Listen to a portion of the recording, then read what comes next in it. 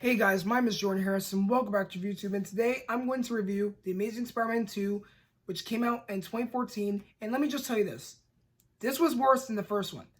I never even cared for the first Amazing Spider-Man film, but for this particular film, the villains confused me. I mean, really, you had Electro, you had Harry Osborn as the Green Goblin, and the Rhino. Were those the only three villains?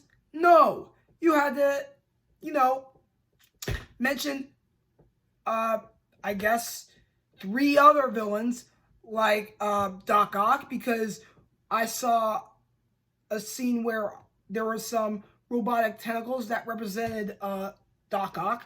I saw uh, a scene where there was some wings that represented the Vulture, and then we had Felicia Hardy working as a secretary at Oscorp, which represents her character as the Black Cat, who is the anti-hero in the Marvel Comics. So pretty much you were setting up the Sinister Six in this Spider-Man franchise, and really, I would have to say that you're pretty much rushing with the whole Spider-Man arc in the Marvel Universe, pretty much. I mean, yeah, I really don't see how you could just rush through this movie by adding these other characters that really don't have a spot in this film. You just had to focus on each villain. You first had to talk about Rhino a little bit, then talk a little bit about Harry Osborn, then talk a little bit more about Electro as this big villain who I assume is, well, mostly the main bad guy in this movie, which I highly doubt it, because really, those are the only three villains that have more of a spotlight. So there's not one villain who has a spotlight. It's all the villains that have a spotlight because they were just all featured in this one movie. This gave me a headache while watching the film. I mean, it was the second time when I had that headache, and I just really don't think for young kids they would even enjoy it as much as, the Tobey Maguire Spider-Man films. But for the most part, for this particular messed up film, it really didn't show how you could take your time with, introducing a bad guy. I mean, you could show this bad guy in this first movie, but then take your time with the next villain that could bring more of the audience attention in that next film. I mean, in Tobey Maguire Spider-Man films, you had Green Goblin in the first Spider-Man film. Then in Spider-Man 2, you had Doc Ock. Then in Spider-Man 3, you had Harry Osborn as the new Goblin. You had Sandman and Venom. In the Amazing Spider-Man movie, you had the Lizard. In this movie, you have like many different Spider-Man villains. I mean, you mentioned some of them, but still it felt like you were going to make a third film having all of these Spider-Man villains come together as the Sinister Six. Just like, in the comics, there's the Sinister Six where they're the Spider-Man villains who were after, Peter Parker, and Peter Parker was able to defeat all of those villains. And pretty much those Sinister Six members kept changing. Like sometimes Mysterio wouldn't be part of that team. Sometimes it would be mostly Doc Ock, Sandman, Kraven the Hunter, those types of villains. Really, it just confuses me a lot. And for the most part, sometimes Marvel makes sense with their concepts from the comics, but sometimes it gets pretty confusing.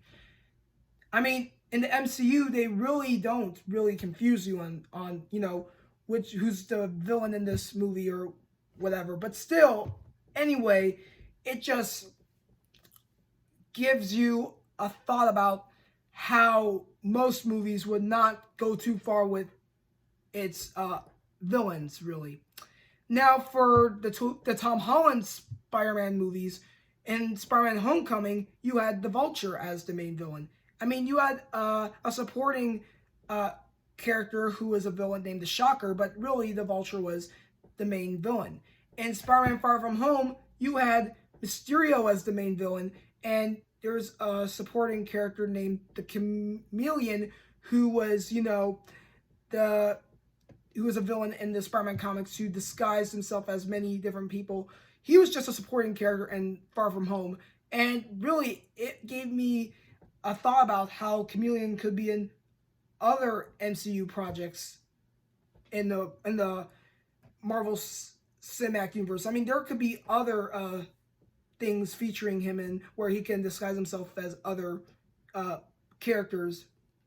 But for this movie, really, it just didn't feel like you really took your time with the villain's character arc, because most characters who are villains take their time with how much of the spotlight they capture. I mean, really, you could have just gave each of the characters who are villains in this movie 50% of the spotlight.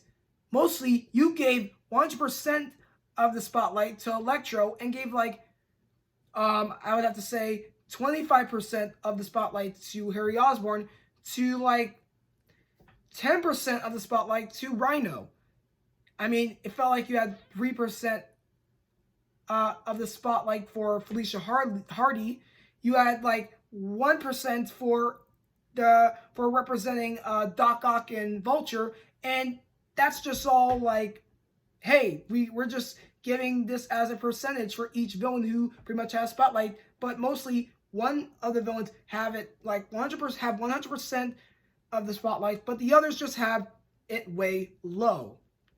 So that makes the movie pretty bad with the whole concept of not giving much of the villains 50% of the spotlight in most superhero films, and that makes it really terrible for the box office in a way. So yeah, anyway, these are my thoughts on the Amazing Spider-Man 2 film, which came out in 2014. I was just mostly focusing on how the villains were pretty much confusing me and how it didn't really show much of the spotlight for each of the villains in the movie. Now, I'm all done with the Spider-Man movie franchise. And yeah, anyway, check out all my Spider-Man movie videos, because I just feel like Spider-Man is, like, most of all, my favorite Marvel superhero of all time. And most importantly, comment down below your favorite Spider-Man actor. Is it Tobey Maguire? Is it Andrew Garfield? Or Tom Holland? For me, it's Tom Holland, but comment down below your thoughts about which one of the three is your favorite Spider-Man actor. As always, please give me a thumbs up, subscribe to my channel, go on the notification bar if you do not want to miss a video I post, and check out all of my Spider-Man videos, which include all the Sam Raimi Spider-Man movies, Mark Webb Spider-Man films, John Watts Spider-Man films, and the animated Spider-Man movie, Spider-Man Into the Spider-Verse. Thank you guys for watching my video. Take care, and I'll see you guys next time.